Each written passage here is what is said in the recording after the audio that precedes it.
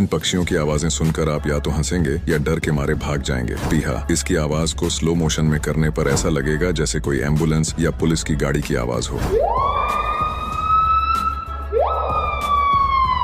White bell bird, अब इसे सुनिए। जैसे ही ये अपनी आवाज निकालेगा तो आपको लगेगा जैसे कोई अलार्म या डोरबेल बज रही हो।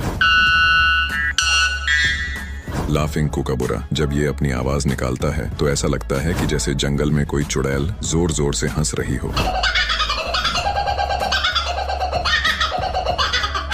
लून, अगर रात में ऐसी आवाज सुनाई दे तो डरना मत, क्योंकि ये आवाज किसी भूत की नहीं बल्कि लून की है।